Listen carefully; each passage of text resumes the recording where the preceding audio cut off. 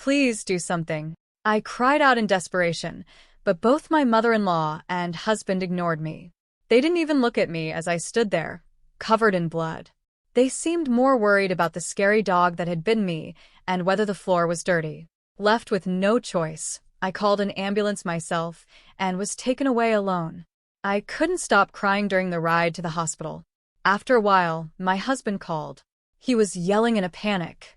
"Hey, turn the ambulance around. My mother is." My name is Julie Andrews, and I'm 37 years old. 5 years ago, a friend dragged me to a mixer, a social gathering with civil servants. She insisted, "Julie, you're coming, right?" That's where I met my husband, Scott, who is 5 years younger than me. My dad is a judo instructor and my mom teaches physical education. I grew up in a family that was all about sports, with 2 older brothers who all have black belts in judo. This made me a bit of a tomboy. Scott, on the other hand, was completely different. When we first met, his shirt buttons were mismatched, and he stumbled over his words during the toast. He was a nice guy, not a bad person at all, but he seemed to try hard and still couldn't get things quite right. I found this side of Scott sweet, and it brought out my caring side. We went on a few dates, and it was actually me who suggested we start dating. Scott had a way of calming my naturally short temper. Before I knew it, I started thinking I wanted to be with him forever. On the first anniversary of our relationship, I proposed to him. I said, "I'll take care of you for the rest of your life, so let's get married." Tears filled his eyes as he replied, "Julie, that's supposed to be my line. Thank you for everything. Let's continue to take care of each other." And that's how we decided to get married. When Scott first met my parents, he was completely nervous around my strict father and 2 brothers. My mom tried to calm him down, saying, "There's no need to be scared, you know." But Scott replied loudly, "Yes," and his voice cracked, which made the whole family laugh.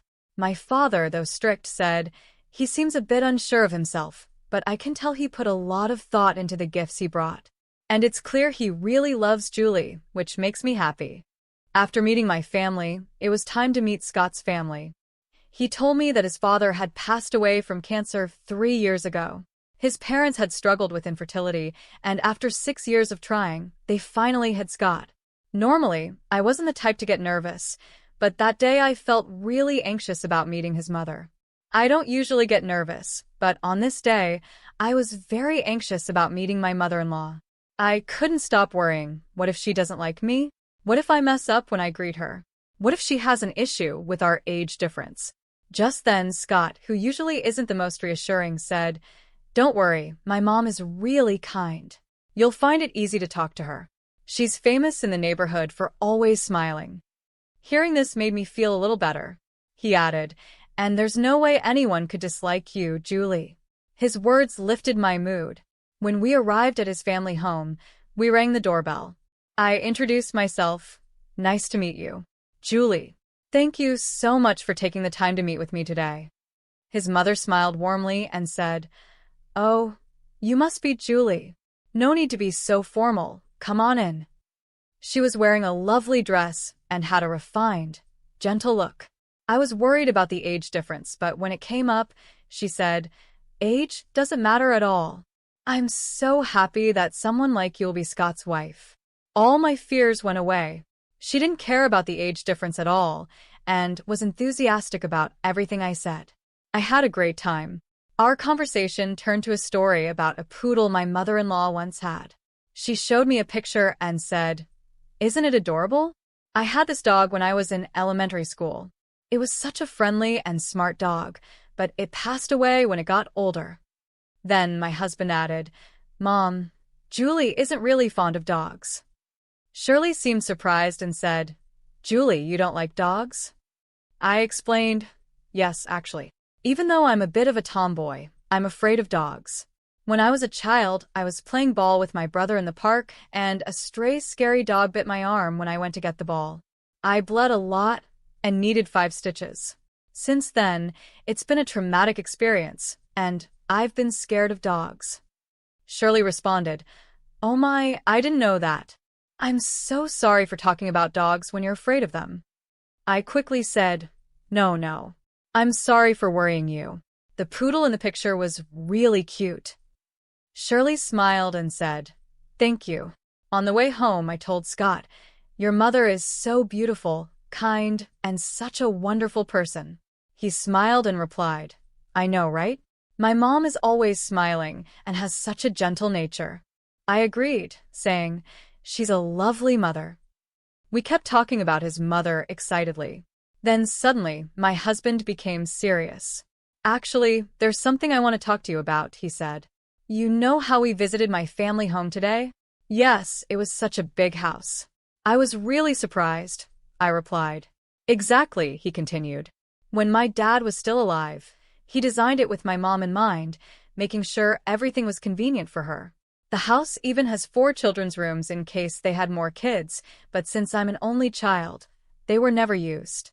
Now my mom is living there alone, and she finds it too big and lonely. So I was thinking, what if we live with her?" I was shocked by his unexpected idea. My eyes widened in surprise. It's true, the house was really big, and my mother-in-law kept it spotless. Living in such a house would be amazing. But we're newlyweds, and it feels a bit too soon for that.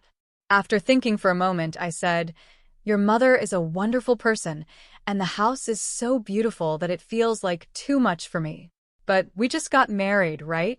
I'd like to enjoy our newlywed life, just the two of us, for a little while longer." "I see. You're right. I understand," he said. "I'll let my mom know." "Yes, I'm sorry. Please explain it to her gently." I felt a bit guilty toward Shirley, but I knew it was important to share my true feelings instead of just going along with everything. I was relieved that my husband seemed to understand and agree with me. Then our married life together began. Scott was still a bit clumsy, but he actively helped with house chores, and we were enjoying a happy and smooth life. However, recently, something has been bothering me a little. "Oh, hello, Mom?" Got it. "I'm coming over now," Scott said on the phone.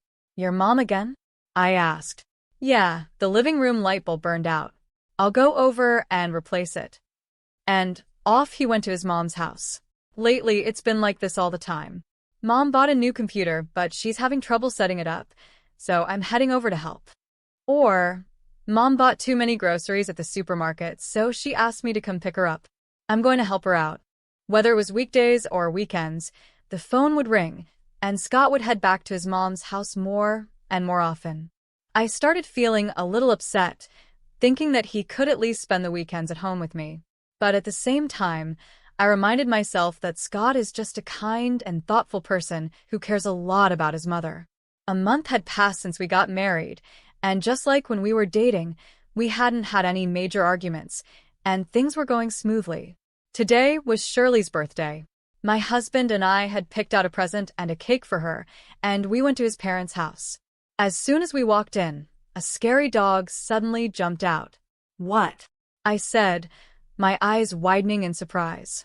There hadn't been a dog when we came for the wedding visit. Since I'm afraid of dogs, I quickly hid behind my husband. Shirley came out of the living room and said, "Oh, welcome. Mom, where did this scary dog come from?" Scott asked. "Well, I was feeling lonely living by myself, so I got a dog recently." "Isn't it cute?" she said, smiling. The dog was small, a Welsh corgi. "I see," I replied, still startled by the dog's sudden appearance. I forced a smile, even though I was scared. Without noticing my discomfort, Shirley brought the dog closer to me and said, "Come on, Julie, why don't you hold it?" I took a step back and said, I mentioned this when we came for the wedding visit, but I was bitten by a dog when I was younger, and I've been afraid of dogs ever since."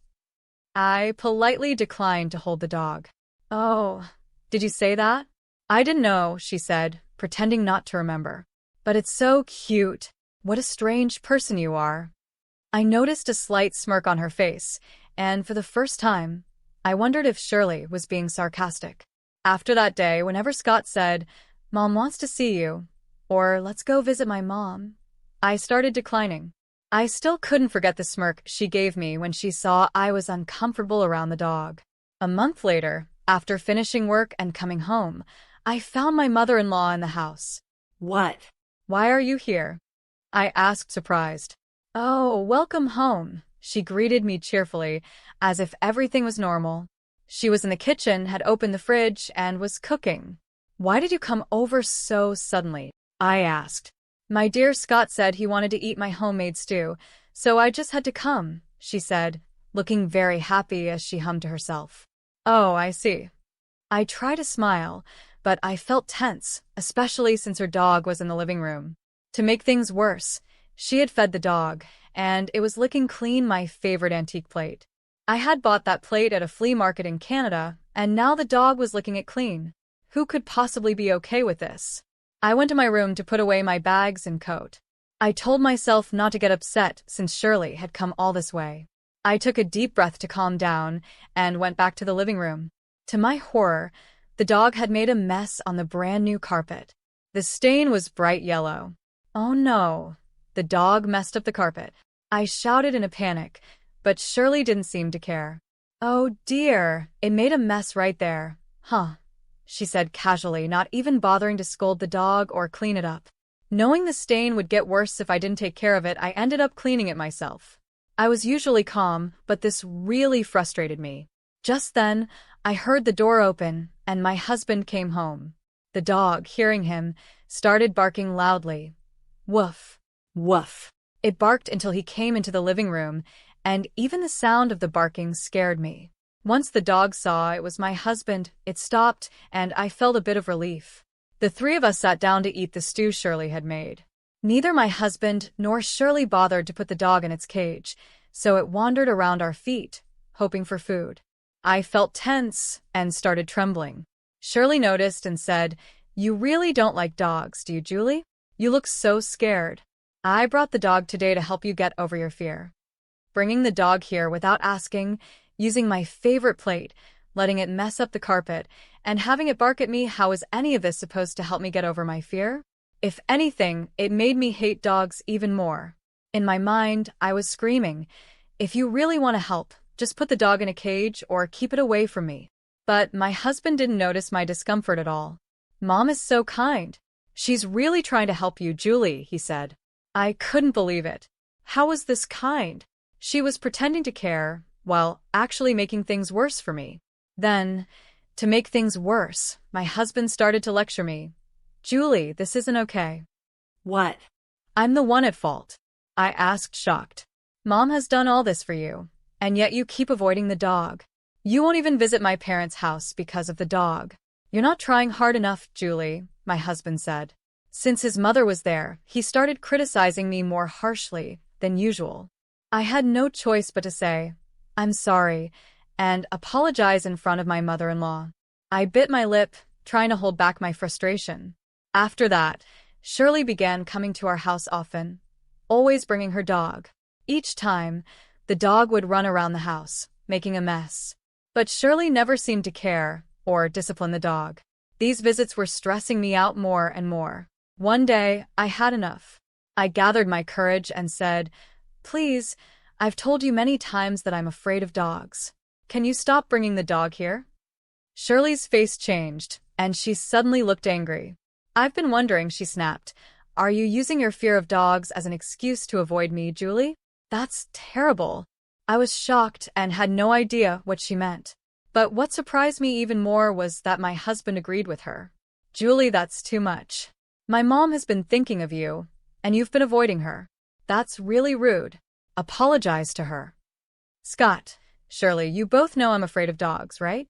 But you keep bringing the dog, and every time it makes a mess, I'm the one who has to clean it up. This is too much, I said, frustrated. Shirley frowned and said, At least let me enjoy my time with the dog. You're too old to have kids anyway, so what's the harm? I was stunned. Is that what you really think? I asked. Isn't it true? You're already 37, and it's getting harder to have a baby at your age. But my son is only 32. He has his whole future ahead of him, but now he's stuck with an older, arrogant wife, she muttered. This was the same woman who once told me age didn't matter. Hearing her true feelings shocked me. I couldn't bear to have her around any longer, so I said, Please, don't come here again. My eyes filled with tears, and maybe because of that, Shirley got even more upset. How dare you? You really are an arrogant wife, she shouted before storming out with her dog. From that day on, I started feeling more and more resentment toward both my husband and Shirley. Ever since my husband defended her and blamed me, things between us had been tense, and we barely spoke to each other anymore. 2 weekends, my husband came to me with a serious look on his face. Julie, I'm sorry, he began. I was wrong too. I should have thought more about your feelings, Scott said. I felt relieved, thinking he finally understood how I felt. But then he added, let's go apologize to Mom now. What? Why should we do that? Was I wrong that day? I asked, confused. It's not about being right or wrong. Don't make Mom angry. Just apologize, please, he said. In the end, my husband didn't understand anything. He didn't care about my feelings at all. He took me to his parents' house against my will. When we got there, Shirley was waiting for me, hands on her hips. Shirley, I'm sorry about the other day, I said, as my husband had told me to, just to calm her down. But then she said, I'll forgive you if you hold the dog. That was it. I realized I couldn't reason with her. I had apologized, even though I wasn't wrong, and I had tried to meet her halfway many times. And this was her response? As I've said before, I can't do that, I replied firmly, keeping my cool. Shirley got angry and forcefully pushed the dog toward me. Ah! I cried out and instinctively pushed the dog away. But my scream startled the dog, and it bit my hand. It hurt so much, and my hand was quickly covered in blood. Please do something, I begged my husband and Shirley. But Shirley just said, well, anyone would be scared by such a loud noise. Poor thing, focusing only on the dog. To my shock, my husband was more concerned about whether the floor was dirty. Neither of them cared about me. I felt disgusted. Meanwhile, my hand kept bleeding, and I had to shoo the dog away myself. I decided to call an ambulance. When the ambulance arrived, Shirley scoffed, Oh, come on. You're being so dramatic over a dog bite, looking at me with a mocking expression. My husband, even as the ambulance showed up, didn't change. He was still checking the floor. Ignoring both of them, I got into the ambulance, pressing my bleeding hand. I was filled with anger, pain, and sadness. I couldn't stop crying as I sat alone in the ambulance. For some reason, my husband called me while I was being taken to the hospital. I thought maybe he was finally worried about me, so I answered the phone. But instead, he said, Mom got bitten by the dog. You're still nearby, right? Tell the driver to come back to our house. Hearing those words, I felt my feelings for my husband start to disappear. I didn't care anymore what happened to him or his mother. Let them deal with it on their own. I quietly hung up the phone. When I got to the hospital and the doctor checked my wound, he said it was deeper than expected and I would need to stay in the hospital. Since I wasn't ready for this, I called my parents and asked them to bring some things for me. After a while, my parents arrived. Julie, are you okay? They asked, their faces full of worry as they looked at me lying in bed. I'm sorry for making you worry. It still hurts a little, but I'm okay for now, I replied. I see. When we heard you were taken to the hospital, we were really worried. What happened? They asked. I told them everything about how my mother-in-law and husband had acted. My mom hugged me and said, You did well. I had been feeling so alone, but just being able to talk to them made me feel better. However, my dad was furious after hearing the story. I will never forgive them, he said angrily. He looked like he was about to explode with rage. The next day, my husband called. Scott was also furious. What the hell is going on? The police just showed up at our house, and now my mom is being questioned. I don't know. Maybe the hospital reported it. They asked me how I got hurt, so I told them it was your mom's dog that bit me. What? What if my mom gets arrested? This is your fault for being careless in the first place. Yeah, I figured you'd blame me, I said, but I don't care anymore. Actually, there's something I've been meaning to tell you. Let's get a divorce. What? We've only been married for 4 months. Getting divorced so soon? Everyone at work and our family will laugh at us. It's embarrassing. I'm not divorcing you, he said angrily, and hung up the phone. 2 weeks later, I was discharged from the hospital. My parents came to pick me up, and I decided to go back to their house with them. After that, I talked to a lawyer about the divorce and asking for alimony from my husband since there was no way to reason with him. Even though my husband kept calling me, I ignored all his calls. Eventually, after missing another call, I got a text message from him saying, "I'm at the cafe near your parents' house. You better come." If he really wanted to talk, he could have come to the house, but he didn't. It was clear he didn't want to face my parents. With no other choice, I went to the cafe. The first thing my husband said was, "I'm not getting a divorce. I don't care what you want. I am getting a divorce. There's no way I want to stay with you or your mother after everything that's happened." I replied, "Don't speak badly of my mother. This is your fault. You avoided my mom because you said you were afraid of dogs, and the dog bit you because you screamed," he said, continuing to lecture me. Just then, my father and 2 brothers arrived at the cafe. Before coming, I had told my father about the message from my husband, and he had called my brothers to come along. Surrounded by 3 large men who practiced judo, Scott's voice shook as he said, "Oh, father-in-law, brothers-in-law." The way he cowered was almost funny. My father spoke up, "How dare you hurt my daughter? Our sister wants a divorce. You're going to give it to her, right?" They all stared at him with intense eyes. Terrified, Scott stuttered, Yes." My father and brothers kept pushing him until he finally agreed to the divorce and to pay alimony. I handed him the divorce papers I had already prepared and said, "Sign these. We're getting divorced." Reluctantly, my husband signed the papers, and I left the cafe. Thanks to the support of my father and brothers, I successfully divorced my husband and received alimony from him. My lawyer also demanded compensation for my former mother-in-law for my injuries, and I got alimony from her as well. Later, I heard that my ex-mother-in-law had been questioned by the police about the dog bite. She got a strict warning and had to give up the dog.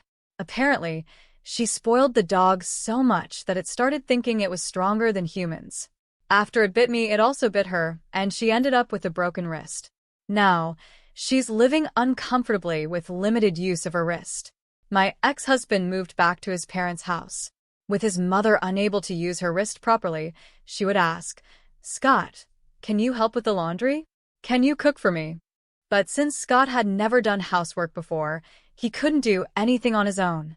This caused constant fights between them, with my ex-husband blaming her, saying, "It's your fault this happened in the first place." They began arguing regularly. Meanwhile, rumors spread among his relatives and coworkers that he got divorced because he treated me badly. His pride was hurt, and well, it served him right. I was the one who started those rumors. While I was in the hospital, I shared the story with one of his coworkers whose contact info I had. This coworker was known for loving gossip, so I purposely told them. It worked perfectly. The coworker spread the word about my ex-husband's behavior, calling him abusive, a mama's boy, and someone who had been divorced. It made him an easy target at work, and honestly, he deserved it. With the support of my parents and brothers, I'm now living a happy life. How did you like this story? Please don't forget to subscribe to my channel. See you.